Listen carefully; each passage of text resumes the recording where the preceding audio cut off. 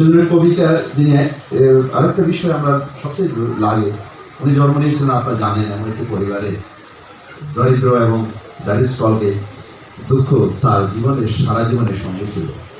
এই দুই অনুষঙ্গকে সম করে আপনারা জানেন নজরুল মর্যাদার আসন অধিষ্ঠিত হয়েছিলেন। তাই তো তিনি লিখেছেন কোট আনকোট, হে দারিদ্র তুমি আমাকে করেছ মহা, আমাকে দিয়েছ খ্রিস্টের সম্মান আনকোট। অর্থাৎ তিনি বোঝাতে চাইলেন দারিদ্রকে তিনি কখনো হায়ক চোখে দেখেনি, তিনি বরং এর মধ্যে নিজের মহত্বকে তিনি বুঝে পেয়েছিলেন এবং নিজেকে সম্মানিত বোধ করেছেন। তিনি জীবনে আরেকটি বিষয় আরেকটু লক্ষণীয়, তার যে স্ত্রী ছিলেন এবং তারা তিনি নারীকে বিশেষ সম্মানে চলে দেখতেন এবং নারীকে বিশেষ মর্যাদায় অধিষ্ঠিত রেখে উনি কিছু কবিতা রচনা করেছেন। সেই জন্যই উনি বলতে পেরেছেন এই বিশ্বে যা কিছু সৃষ্টি কল্যাণকর, অর্ধেক তার করিয়েছে নারী, অর্ধেক তার নয়।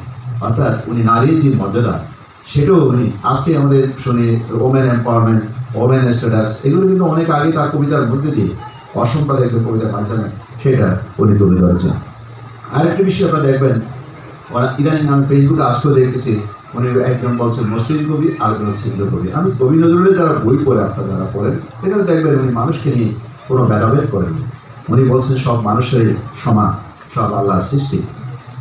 এই মানুষকে ভালোবাসার মধ্যে তিনি যে মহত্ব সেটাই উনি চেয়েছেন, সেই জন্য সবসময় মানবতার জয়গানও গেয়েছেন কবিতা নজরুল তার লেখনের মাধ্যমে। নজরুল তার লেখনী দিয়ে যুগে যুগে মানুষকে প্রেরণা দিয়েছেন, কালের প্রবাহে সাহস ও শক্তির বার্তা আমাদের সঙ্গে উপস্থাপন করেছেন।